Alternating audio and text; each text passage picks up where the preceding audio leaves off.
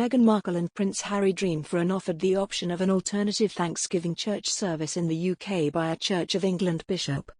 Speculation has surrounded the christening of Lilibet, the couple's second child and first daughter, since her birth in California in June.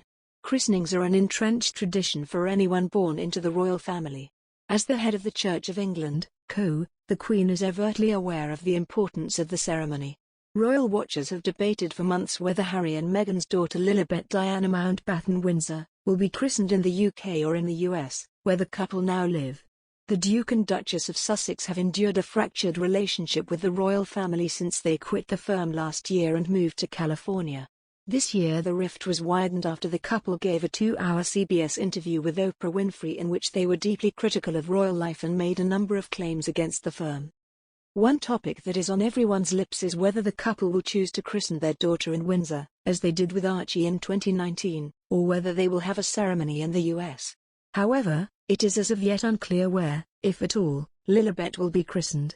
Some reports suggest Meghan and Harry are keen for their child to be baptized in the UK with the Queen present. But the coronavirus pandemic and accompanying travel restrictions have made international travel difficult. Yet, as the UK opens up to the world, things are becoming easier. Paul Bayes, the Bishop of Liverpool, noted that while the royal family would likely want to be present at the christening, as would any other family, the main thing for them would be Lilibet's being christened. He told Express.co.uk that Meghan and Harry, should they wish to have the ceremony take place in the US, might travel to the UK at a later date and have a special Thanksgiving church service to celebrate Lilibet's entrance into Christianity with the rest of the firm present. Described by the as a simple service, a Thanksgiving ceremony is an opportunity to be with friends and family, ask for God's blessing and pray for your baby. Bishop Bayes explained that a christening is in practice like a marriage, it's a one and only thing. However, he added, in a completely different situation, if I had a grandchild who lived in California and they got christened there, then months later they came over to England, I'm sure we could have a church service and a celebration together. That would be perfectly possible. But for her to be christened again would not be possible.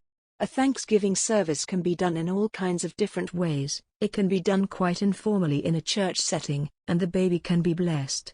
For someone like the Queen who's a devout Christian, for her to know that the baby's been baptized, it's kind of at the heart of what it's all about, whether or not it happens in her presence. Meghan and Harry's first child, Archie, was baptized 2 months after his birth in May 2019. It was an uncharacteristically intimate and quiet service, carried out by the Archbishop of Canterbury at Windsor Chapel, where the Duke and Duchess had married the year before. Water from the Middle East was specially flown in for the ceremony, sourced from the River Jordan. Mr. Myers claimed these decisions marked the beginning of the end for the Sussexes' time in the firm, arguing that people have a right to know who the godparents are of someone so high up in the line of succession. He said, "It will be very interesting to see, if it is in the States, whether there are pictures that emerge over in the States, whether you get to know who her godparents are." Hark back to the time where it became such an issue that Harry and Meghan decided not to release the names of the godparents. And again there was a big debate over whether it mattered, whether it didn't.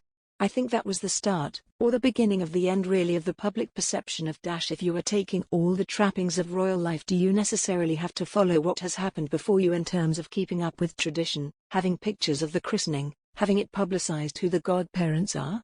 Should people know who are the godparents and the moral compass of someone who is in line to the throne? I would argue yes, I think that is quite interesting, but they obviously saw it in a different way. Last month a spokesperson for the couple announced that a decision on Lilibet's christening was still being made and reports on the event's details were mere speculation.